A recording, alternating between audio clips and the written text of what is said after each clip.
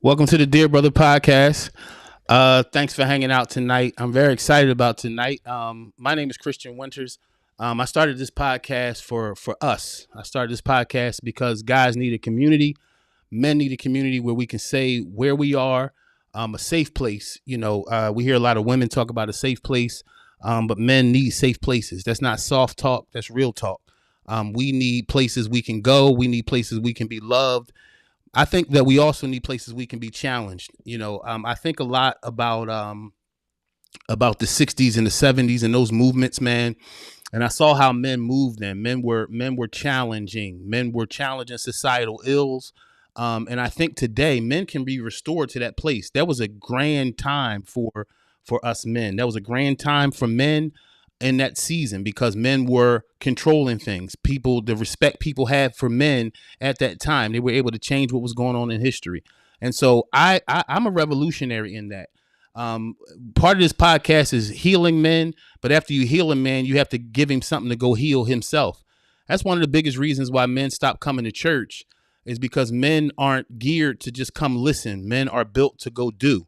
And so this podcast is for men that want to heal and then go do. But thank you for hanging out, man. Thank you. Please like and share, subscribe. Again, I say that because I want to speak to more men. I want more men to get this. I'm not on YouTube or Facebook to be famous. I think that the message I have can change a lot of lives. And my goal is to do that. I'm excited tonight because I have a guest in the Dear Brother podcast. I can't believe that it's already our 10th episode. But I'm doing this episode with a guest. This is my interview episode. A brilliant young man, a brilliant businessman, a brilliant friend, right here from my own hometown in Philadelphia. He's come out of West Philadelphia. They say that's where all the fly guys are. Philly is broken down into sections. I grew up in Uptown, so you got the Uptown things, and you got Germantown and North Philly, and everybody got their laws about who people are. This is a West Philly cat, a super cool cat. He has a long story of transition, a long story of building himself back up again, probably over and over. But I'm just glad tonight to have my guy with me, Dave Miller. He is the owner of That's Good Water. He's also the owner of Peace, the Peace and Love attire. I bought some of his stuff to wear in Africa during some missions. I'm just glad to have this guy here because he's a professional. He's a man. He has a story. I got a story to tell. Tonight, we're going in on it one night at a bar. And I'm going to invite Dave in right now. Um, my guy, Dave. Welcome, my brother. My God, that intro was real heavy. It was heavy? Yeah, that was a lot. I appreciate it. I'm like, when we talking about, I guess we talking about. I'm talking about you, man. I'm talking about you. See if you can get closer to your Wi-Fi. I think you're getting stuck a little bit over there. But Yeah, yeah, man. it's better. Yeah, I think we clearing up. Yeah, man. But I listen. No, but All what I said was real, and I think one of the things, the biggest thing for me, man, is this celebrity society we're living in is hurting a lot of people. Um, be, right, right. yeah, this celebrity idea is hurting a lot of people, man, because what we're dealing with now is we're not respecting people who just been through life. We're not respecting men who have gone through life. We want celebrity. We want to look at, and we don't even know that a lot of people we think are big time celebrities, they're in so much pain and it's a life of trickery. And so I think that oh, Dave should be back on, but let me get into that until Dave can reconnect. Okay, he's going to get back on now. There he is. But yes, we live in a celebrity time, man, where everyone is about chasing who they can chase, who's who. And we got people right here on our timeline who got a story to tell. That's the biggest thing for me. I think we've gone so far chasing people's lives and chasing people's stories, man, that we don't even know that we got people here that are brilliant minds, brilliant souls, man. And right here on your timeline, I don't think don't have enough honor for that, man. We buying other people's books. You got authors right here on the line, man, who are brilliant people. So as Dave comes back in, man, we'll give him a little moment to come back in. But welcome everybody that's on here. Thank you for hanging out. I hope you guys have been checking out the podcast, checking out all the videos and shorts there. This is where we at. But I want to go back into, as Dave is reconnecting. I want to go back into this 60s and 70s movement, man. I don't think there's enough movement. I don't think there's enough respect. There's not enough honor. And for me, this is not about Black Power. For me, it's not about the movement in a way of the movement in a way of civil rights like it was back then. I really am looking forward to a revolution, a real time revolution, where men are becoming into their rightful place and aren't afraid to confront society. I think a lot of men are just kind of trying to become a part of society because it's a safer place. But revolution ain't safe, man. Revolution is at not all. safe, and it's costly. But somebody got to do it. And one of my biggest things, Dave, I'm glad Dave is back, and this will lead right into where we're at. But Right. one thing that I have noticed is that there's no voices anymore. At all. There's It's no not. there's no voices. Back in the 60s and 70s, you knew this is a voice, that's a voice. There's no national voices. There's no national leadership anymore. And I think that's what the world needs. That's what the world needs. We need to break up this system because men are scared to speak now. I think they put us on a money chase, and we're so stimulated by TV, movies, reality shows, even the political system, that men aren't in touch with themselves anymore. So I'm glad that to be on the line with the guys in touch with himself. Dave, let's get into this a little bit, man. Let's go. Um, Let's go. what bar was it that we met at? It was in West Philly. West Um, Philly, we was in West Philly. Yes, we were definitely in 30, West Philly. 38th and Lancaster. We linked up in Scooters. Look, many, many moons ago. I was a different type of bull then. You was a different type of guy. You I was a was a different different type type of of bull guy. then. Dave. Right, right, Now, we talked a little bit off camera, right. and let me ask you this: why were you there? Why were you at the bar Um, that night? besides being addicted to alcohol, I was actually that was like the start of my bartending career, believe it or not. Um, Okay. you and I we linked at the gig probably about a year, maybe about a year prior to I started working there. But Yeah. that's when I started getting my feet wet in bartending. Hmm. Right. So that And was like home base for me. that was home base. And then what what Yeah, that was what home what went base. on with what went on at home base for you? Where were you in your life at that time? And I think that more clearly answers the question of Right. um yeah, where were you at that time in your life? I know at that point in life, mentally, I had a lot going on. I was sad. I was angry. I was Mm-hmm. lost. I was scared. Um, and like I said, that joint was home base for me. So like being there, kind of took that away in the handful of hours that I was there. But I was in a dark place when I was hanging out in that joint. Hmm. What put you there? What put you there at that point in your life? That dark hour that you were in. What had Um, you in that space? I'm gonna give you something, and then let me give you something. And I'm gonna get back to that part real quick, right? Cool. I Yeah, yeah. I was I did when I first started my sobriety journey. We were putting this piece together, and I was kind of telling my story. And that bar is so significant to me because when I was a kid, my great grandma used to live on 42nd in Paris, right? Mm-hmm. And when my mom and my dad they wasn't together, my great grandma house was kind of like the rally point. My dad would drop me off, my mom would come pick me up. So Mm-hmm. my dad used to live in, I think at the time he was living in like Northern Liberties. Okay. So we would catch the 10 trolley, and I had to be every bit of 8 or 9.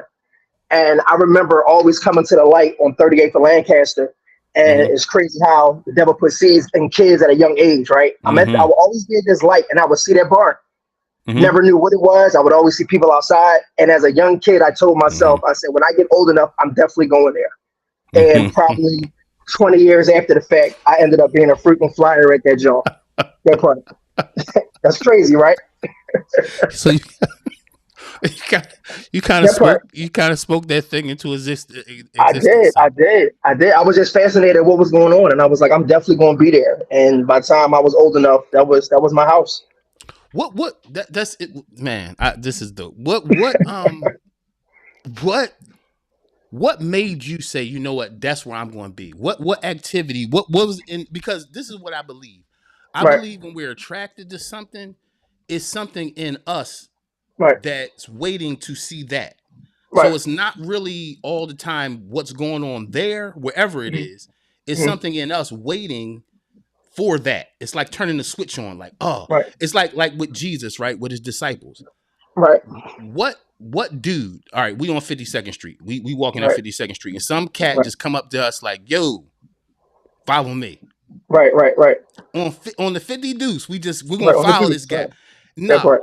no, we're not gonna do that. You know what I mean? Right. But my question's always been, what was it in them dudes? They were 15, 16, some of them were married. They left everything they knew Right. to follow this guy they never met. Right. Right. And Right. I don't believe they were crazy. I At believe all. that it was something in them waiting for something better, right? For sure. For So sure. so in your situation, what excited you about that atmosphere that made you speak that thing into existence? Keep it a buck. I think people overlook how things are really like hereditary, right? Like my Mm, grandma, my mom's mom was a bartender. okay. Like she was a drinker. My grandfather was a drinker on my mom's side.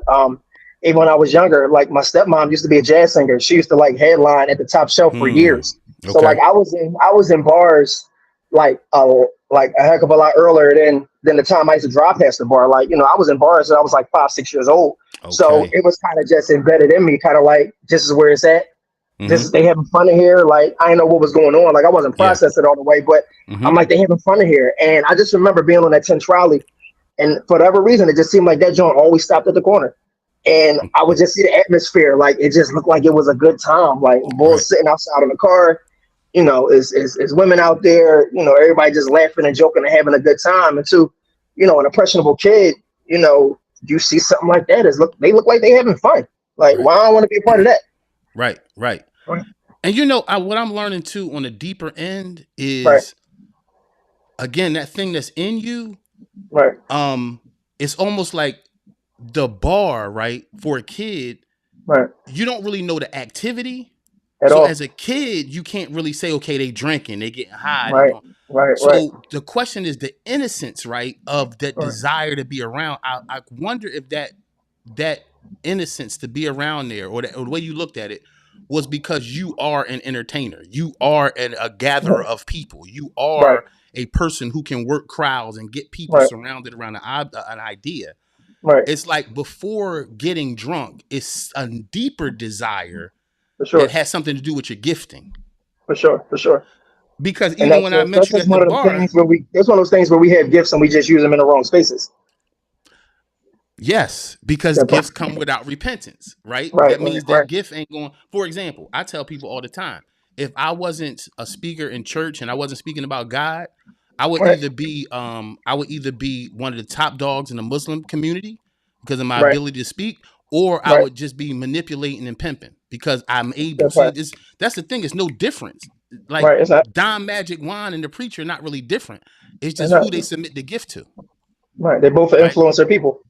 They influencers. So Right. that night you was influencing, right? Because that night Right. you were throwing a party, right? For sure. And that's why I came through, right? Right. Right. Now Right. this the Right. thing. I came through the party because you my guy and I wanted to Right. support. I also Right. came through the party because the dark bar for me was a chance to escape all my responsibility that I carried since 14, That's fair. right? That's fair. So Right. Right. I get two things. I get to Right. see my man, right? Right. For And sure. I also get to sit there and escape from the responsibility. This way I can be around people and not be Right. responsible for none of them, That part. right? I Yeah. feel that 100%. Yeah, it's a mind, it's a tricky mind thing, but it's For real and it's sure. there. For Um sure. let me ask you this. What was the hardest mental change you made in your life, like from a mindset status place? Like you can move to a house or move to a state.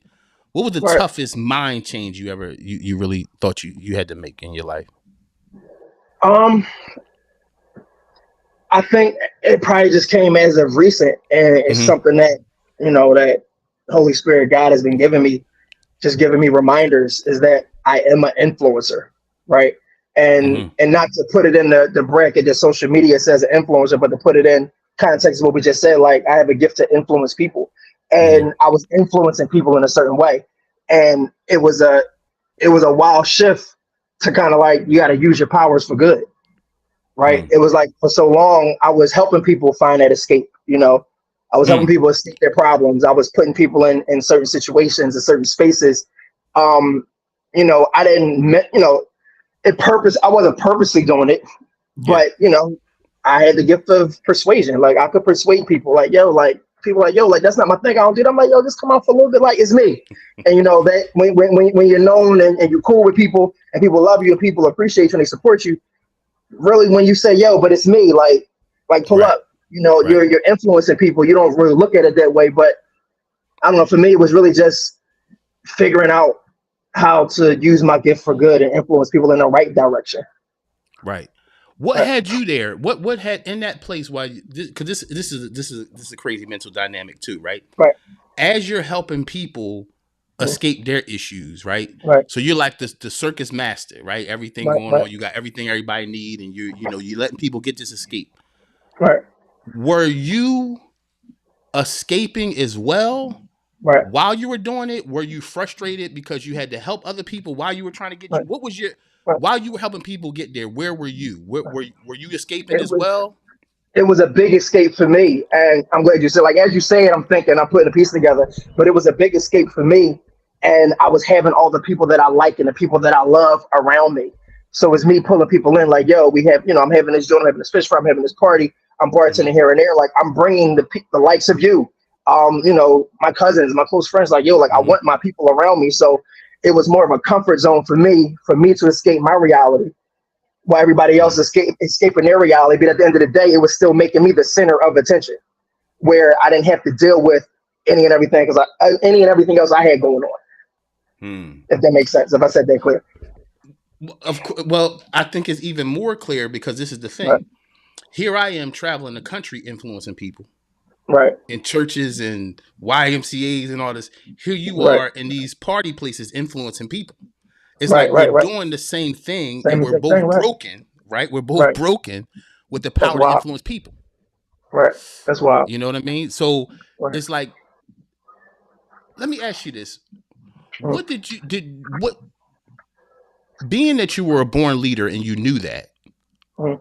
did you go through any guilt of the times you were leading and broken? Did you feel like I could be using this better even while you were in the midst of being there? Um, to be honest, I didn't, and I think that was something that I learned about me through the years, and it was something I had to break out of. I learned that I was selfish. Like I was really, really selfish, Mm, and I was making it about me. It wasn't about nobody else. It was solely about me. So I really didn't have the guilt thing. The guilt thing didn't come. I started tapping more into religion, my Christianity. And that's when the light bulb comes on. yeah, Like, yo, my God, like you're an influencer. Like you can't be in these spaces because people are listening to what you're saying. And not yeah, saying that I was, giving people bad information, not like that, but I was helping people. I was encouraging people who had the same type of problems that I had. And it went way beyond drinking. People who deal with anxiety, people who deal with depression, like people who are dealing with hurt, relationship yeah. hurt, family hurt, people who are dealing with guilt. I was gathering like-minded people in that space in these areas and helping promote vices Mm, that we're thinking that we're getting out of it, but we're not. It was just keeping us deep in it, or actually, more than honestly, it was getting us deeper in it versus pulling us out of it. hmm. When did you start making your transition out of the bondage of alcoholism? What woke you up? What was it, a process? Was it a decision? Tell me about how you Um, process out of that. Keeping it a buck with you, it was my Yeah. third DUI. Okay. My third DUI. I got my third DUI. What's this? 2024 for the case for 2 years. I want to say it was like 2 weeks before my birthday in 2022. My birthday's in Okay. May, and I was still like going through. Like I wanted to pull back from alcohol, and I was pulling back from alcohol. And I tell people this: people who deal with substance abuse, alcohol abuse, constantly tell yourself, even if you're going to the bar, even if you're going to get a eighth or whatever you do, Mm-hmm. tell yourself this is my last time doing this. Even if it's not, just keep telling yourself that. And I told myself time and time and time again, I'm in the bar, I'm like, yo, this is my last time coming back here. This is my last time Mm, getting trashed. This is my last time mm-hmm. doing this. And I said it enough that I remember sitting in that jail cell, the new jail they opened down on Callowhill, down off of like Broad and Callowhill. You tested that joint And out, huh? listen, I was definitely one of the first bulls to go through there and test that joint out. But I'm in there and I'm like, it was a wild night. I woke up at the light. to flashlights in my face. They park my car. So when I'm in the jail cell, whenever I'm in the jail cell and I'm like, I'm sober now. I'm like, yo, this ain't it. Like my guy, like you can't do it. Keep doing this. I know it was my third one. I'm like, at this point, you either going to jail or you gonna die. Mm. And I'm like, 2022, like I'm still, my businesses are good, and I'm a leader of my pack. And I'm like, how far can you lead the team if you ain't right yourself? Right? Hmm. It's like God wants to bless you with these things, but if you in the space that you in, like he can't trust you with the keys to the will if you're gonna keep ending up in a jail cell every time Yeah, they give you yeah, the keys to the will, right? yeah. So I'm in that jail, and what really triggered it was I was leaving. The cops left my phones in the car. They left my wallet in the car. Had no phone, no wallet, no keys, and I never carried cash. I guess I had change in my pocket from the bar. I might have had $3 cash in my pocket. Hmm. I don't think phones work the way they used to, where you can call somebody collect. It's a space where you don't remember numbers. Like I know my mom number, Yeah. but it was a Sunday. It was a Sunday morning. My mom at Hmm. church, right? And I was able to get on the L, and I had to walk from 69th Street, like to Springfield, Mm. and that's a very long walk.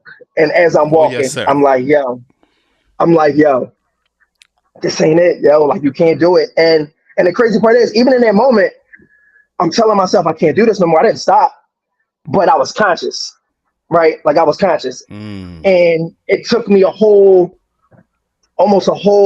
bit more than a year, Hmm. right? That I was still going through it. But in that year, the Lord was dealing with me. I wasn't going to the bar as much, right? I Hmm. was pulling days away. I'm like, you know what? I ain't going. I'm gonna take Monday off. Hmm. Like football Sunday is my thing. Like Hmm. Hmm. crazy. I would be at church supposed to be focusing, and I'm calculating my finances because I know I got to leave church. I gotta go grab, and I gotta go to the bar so I can be in front of the TV for the games because I'm watching Hmm. football from one Hmm. o'clock until 11 at night, and I'm sitting at the bar, right? And I pulled back from football Sundays at the bar, and keep it a buck. Ironically, my 1 year anniversary is actually coming up in 6 days. We had You're this 1 year sober. 1 year sober anniversaries in 6 days. We had this at my church. Appreciate that. At my church, every year we do this joint called Take All of Me Week, and it's Mm. really kind of just rededicating yourself to the Lord. Like anything that you don't want anymore, like lay that joint on the altar. And I've been going to this church since the beginning of the time, Hmm. and I've been a part of so many Take All of Me weeks in my life, but I never like mentally participated. Mm. And this Sunday was different. The speakers on the stage, and he's like, yo, like whatever you don't want no more, like give it to God. Yeah. And I wrote on this index card, I don't want to drink no more. Mm. Like people don't know, like yo, I was drinking like a fifth of Quavo, I mean a fifth of E&J XO easily, at least almost every day. Like that was a Right. layup, and doing that and not getting drunk. And I'm like, God, like I don't want this no more, yo. I like closed my eyes tighter than I ever closed them, like held my hands tighter than I ever held them. Yeah. Yeah. And the crazy part was like after church that Sunday, I had to go take something to my kid, Hmm. and typically they wasn't ready. And typically to waste time, like I would chill at the bar and just leaving church, saying, God, I don't want to do this no more. Yeah. I'll pull up to the bar, right? But I don't go in the bar. But I'm there, I'm just sitting outside, and the Lord dealing with me, like, yo, like you said you don't want to do this no more. Like you really told me this like an hour ago. Why you here? Hmm. I sat Mm. outside there for 20 minutes, right? And I used to drive. I used to keep an Arizona bottle in my car, and I used to put my yak in the Arizona bottle because it would look Hmm. like iced tea. Because I used to drink brown liquor, so I always had Mm. something on the door. I took a couple sips of it, then I threw that joint out the window. And crazy part, my guy, I woke up the next. I wasn't drunk or nothing like that, but I woke up the next morning, and it was weird. Yo, the first time in my life, I ain't have a craving of alcohol, and Hmm. I have not had alcohol since. What was that inner conflict like for men and women to listen to this podcast Right, who are dealing with that addiction? What's that inner conflict like when you want to go back to what's simple? Because I don't just want right, to call it liquor or or right. or, or any It drug could it be is, because we anything. all It could be know it's anything. just yeah, it's just a symptom of what's really going on, right? Right. And so, what was that inner conflict like as you were trying to make that transition into the guy you wanted to be? The inner conflict, and the crazy part is, I think, and I'm glad you touched on that about it's not just alcohol, because people look at alcohol and drugs like it's the end all, but it wasn't that hard because when you're addicted to alcohol and drugs, like you know that it has a physical toll on your body. So you mentally deal with that. Like that's the conflict, right? But it's Yeah. not that hard of a conflict. Like I was drinking for so long, like I felt like things, like it was things happening in my kidneys, like I felt it, right? By the grace of God, I'm healthy as an ox, but like Right. I felt it. Like I felt like I was drinking too much, right? Mm-hmm. So the conflict wasn't that hard.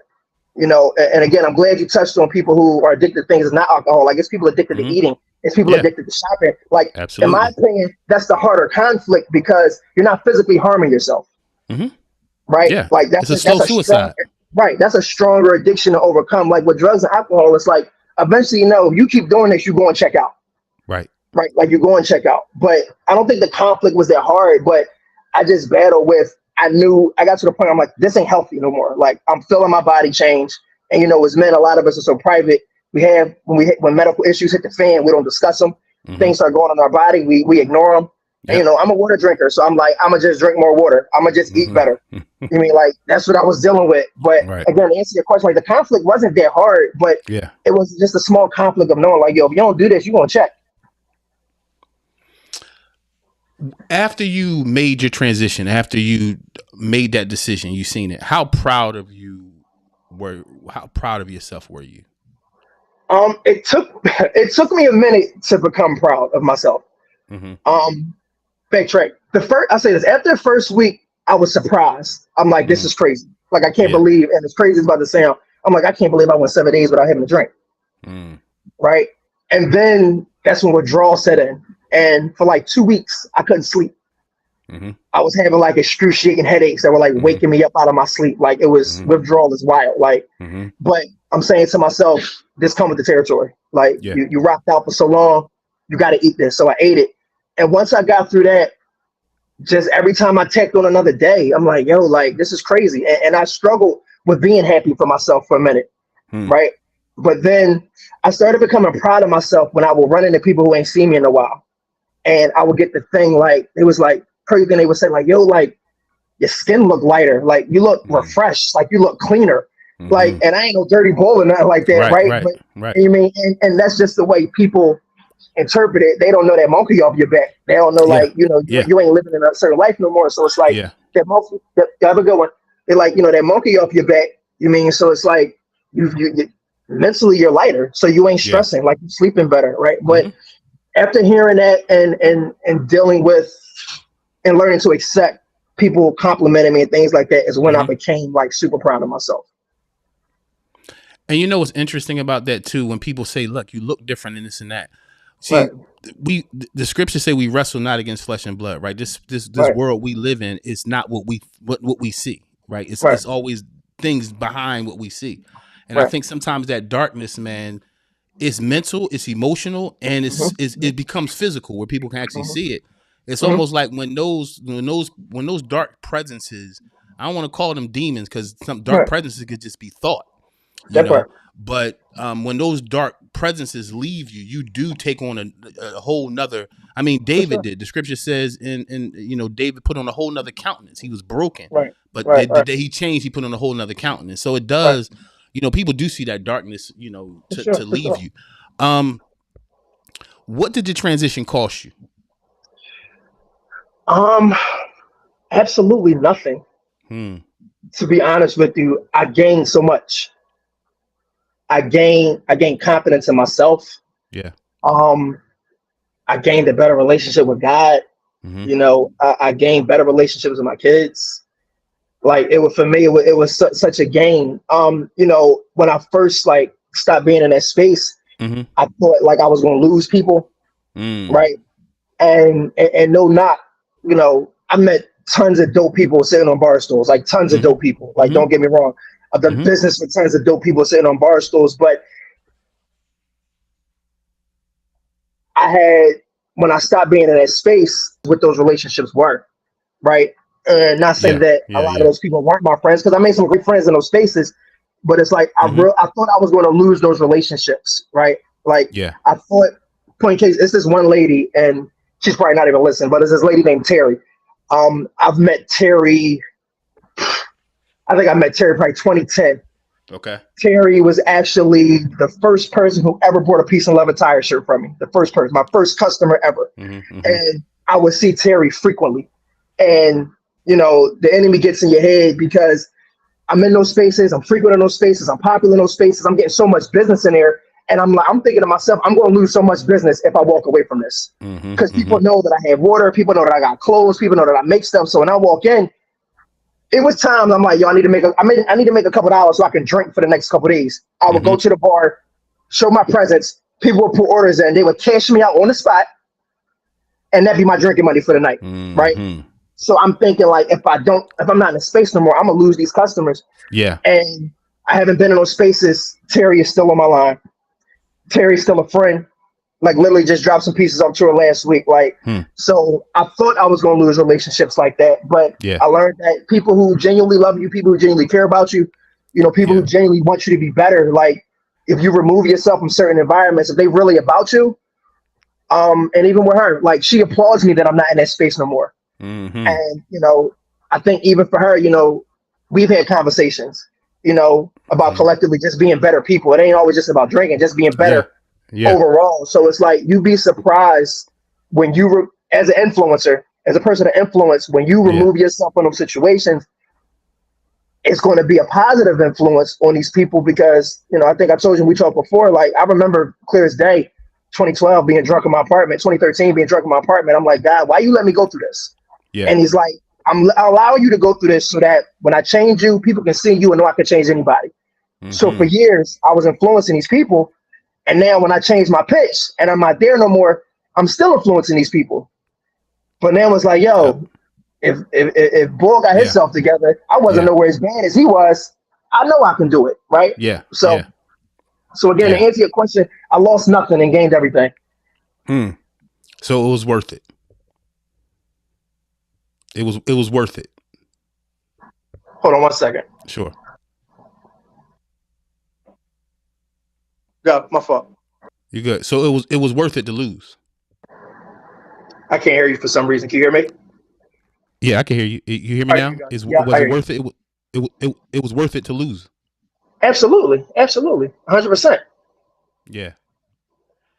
What would you say to the common podcast question would be, what would you say to young Dave Boo, Right, right? What would you say to cats right now from where you stand, right. from the wind behind you and the drive to go forward? What, Mhm. what would you say? What would you say to the Dear Brother podcast community? To who were in the space that I was in. Yeah, from your story, from Right, what you've gone through, your right, drive to go forward, where you right, stand now, the transition you've made. right. What would you say to the brothers listening on Facebook and in YouTube and Instagram right now? What would you say to the community? For one, it's not hard. It's not as hard as you think. Um, you can do it. It takes a little Mm-hmm. bit put. It takes a little bit more of a push than you're given. You gotta tap into your faith. I'm big on faith. I'm in a space where I believe in what I believe in. I'm a Christian. I believe in Jesus Christ. I don't knock anybody for believing what they believe in. So when I say tap into your faith, tap Mm-hmm. into your faith. You know, to the God that you pray for, tap into that because you can't do it alone, Mm-hmm. right? But know that Mm. with just a little bit more discipline and a little bit more sincerity, like it's not even as much as you really think, but just a little bit more is definitely the change is closer to you than you think it is. What do you think the biggest challenge is for men right now, especially in inner cities? Um, As you see it in the right. conversations you've had with guys what are you hearing out there of the major struggles with men? Probably, and again, with me, everything is from experience for me. Just being transparent and being vulnerable, but, and I never passed the buck, but I think collectively society needs to make it a softer cushion for men at times. Mm-hmm. We're supposed to be these strong creatures, which we are, Mm-hmm. but you as a man, and I mean we've heard this 1,000 times, you can't cry in public, like you soft, like you can't do that, Mm-hmm. right? Mm-hmm. But just to be like, men aren't transparent. We battle and struggle with so many things, And because we can't be transparent, because we can't be vulnerable, it's so much easy to run to a substance. It's so much easy to run to an environment that you really don't want to be in, Hmm. but you can be yourself in those environments. Like for me, like it's not that I couldn't be transparent or vulnerable. I felt as though I couldn't, Yeah. but I know when I was in those spaces, I could be. Hmm. Like I Hmm. could have a transparent conversation with another drunk on the stool next to me because neither one of us gonna remember it in the morning, Right. right? Right. It's Right. like, but I can have my Right. moment to Right. be transparent and be Right. vulnerable, right? Right. Like I ain't judging you, you can't judge me. We in the same Right. space, right? Yes. Like Yes. I've had a lot of therapy sessions, and I was the one sitting on the couch, sitting at the bar, but Hmm. a lot of us Hmm. just struggle with transparency. What do you think the fear is for men as far as transparency? Besides the fact that we grew up saying you can't feel this or you can't cry, Right, you can't. But as a grown man and grown men who feel and really suffer, men really right. suffer in darkness and silence. What do you think makes us run so much from saying something at all? I think it's the accountability part that comes after you being transparent. Like to be transparent, you have to understand I'm being honest. This is where I am. This is where I'm at. This is what I'm going through, right? Mm-hmm. But once you acknowledge that, once you say that, some actions have to come behind that. Yeah. Accountability comes directly behind being transparent about Hmm. whatever you're going through, Yeah. whatever it is. I'm depressed. Well, why are you depressed? Like accountability comes after that. So being as though you Mm. told me that you're depressed, now I understand that's where you are. What are you going to do to be better? I'm addicted to this. Now that you told me that, what are you going to do to be better? So Mm. the accountability and the actions come after the transparency piece. And I just think a lot of us just by nature are scared of accountability. That's such a brilliant point. That's such a I brilliant appreciate that. point. That's That's so good, man, because that's such a way to be able to understand where guys are and be able to talk to where they are. You're Mhm. right. You're scared of what comes next. I guess it's just Right. like talking to your lady or talking to your kids or that honesty. It's like, and I think for men, a lot of times, man, it's the other creatures can be honest. The kids can be For sure. honest, and For it's like, sure. For okay, sure. baby, and a For woman sure. can be honest, and it's like, okay, and emotional. But Right. when Right. men, it's like, okay, after we are honest, Right. is it safe, or even if nobody's saying that, and people looking at you Right. crazy, like I Right. do get that, but I Right. think I think that the desire for freedom has to become deeper Right. than the desire to make people think you cool because you're not. For sure. That's For sure. you're not really cool. Let's talk about your transition from into the business as a businessman. I know Right. you did the clothing line, Mhm. right? But Right. talk to me about how you transition into ownership of That's Good Water. This is good water. This is Small good water. correction. Right. This is good. I'm sorry, sir. This is good I water. love you. I love I you. did it Look, right when on it's the I did it right look, on the fly.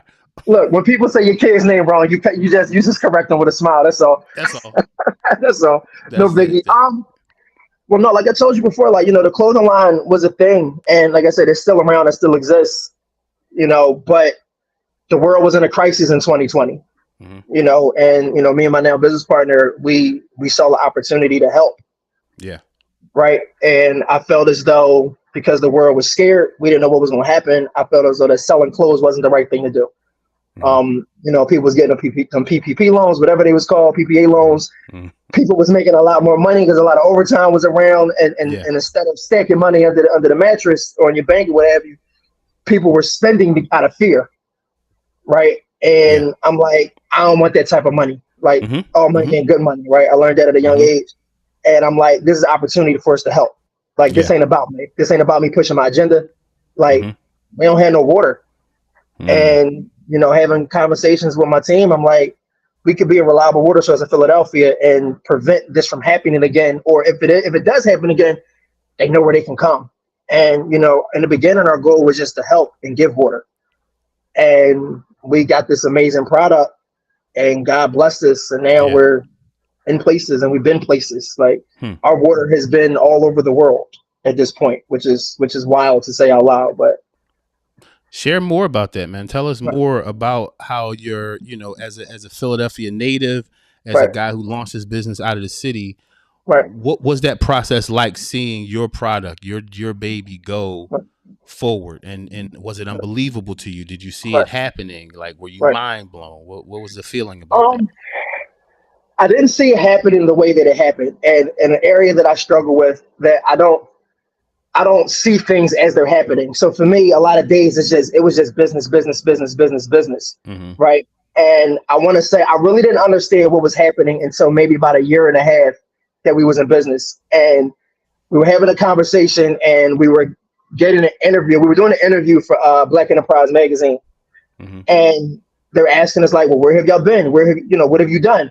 Mm-hmm. And we're sitting there and we're like writing things down. Like, we sent water to Africa, we sent water to Flint, Michigan. We were sponsors of New York Fashion Week. We've sponsored things in the community. Like, we were just tallying up all these things that we done. And Yeah. I remember we're sitting at the table and I was like, yo, like, we've been getting busy, right? Mm-hmm. And, Mm-hmm. for what it is and what we sell, we don't take it lightly. Right. We know that we sell the most essential product on the face of the earth, provided for us, that we cannot live without.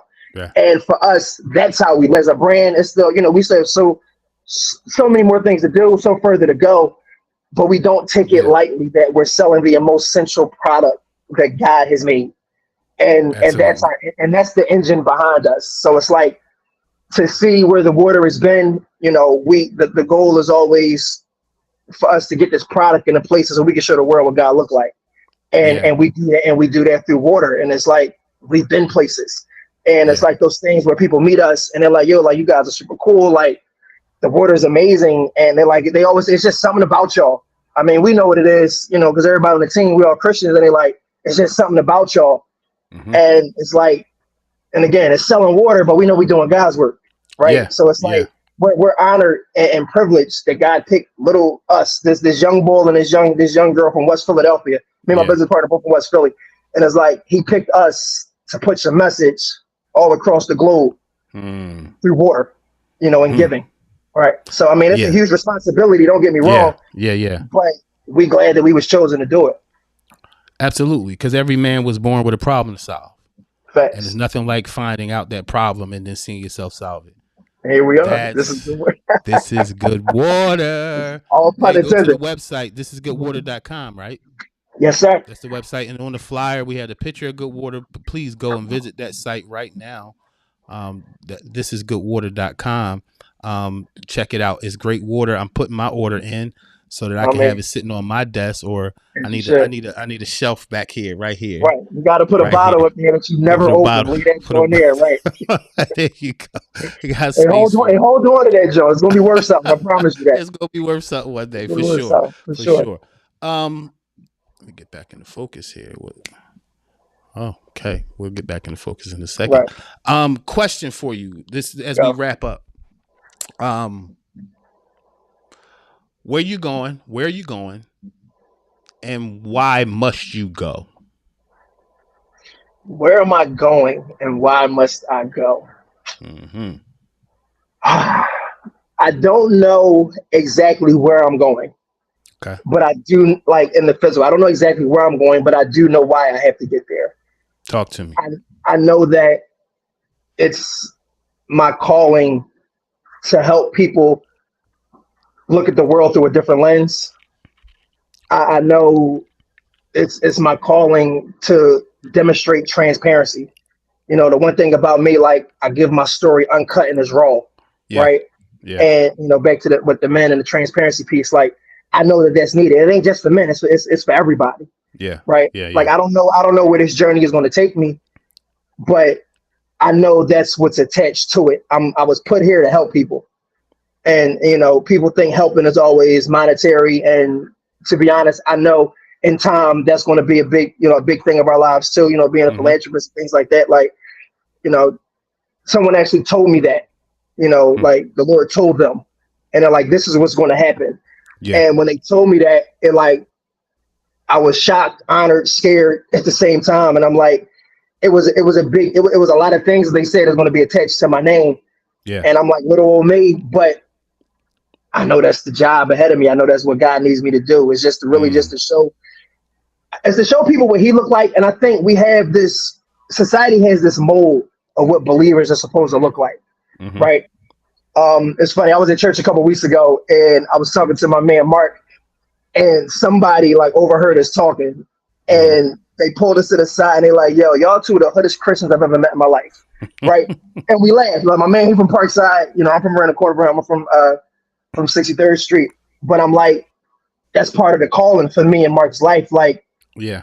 it's cool to love God, Mm-hmm. right? You ain't got to wear a three-piece suit to love God. Like, Mm-hmm. you can wear a dope jersey and a dope hat. You can have on a dope chain. Like, Mm-hmm. you can wear fresh sneakers every day. Like, we just have this facade of what it's supposed to look like. Like, you got to Yeah. look a certain way. You got to talk a Mm-hmm. certain way. Like, and that ain't it, right? Yeah. And I just feel as though, God is using us and, you as well. Like, I've known you for some time. Mm-hmm.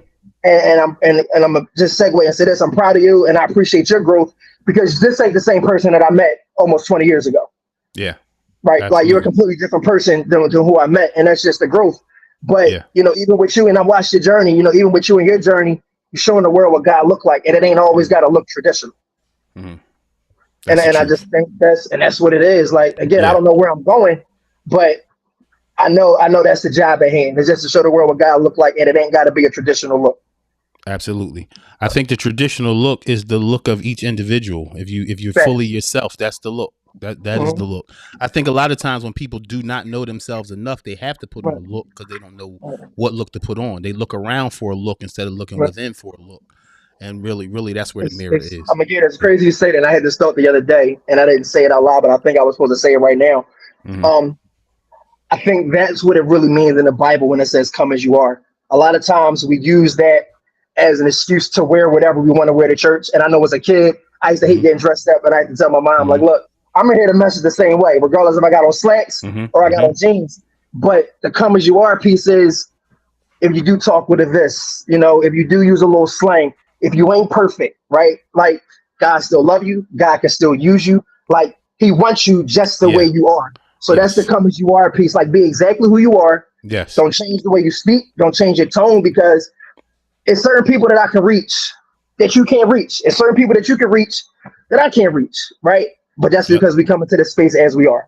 That's it. And I Right. think that the beauty of diversity of types of people Right. is God can't get full glory while all of his creatures are acting like each other.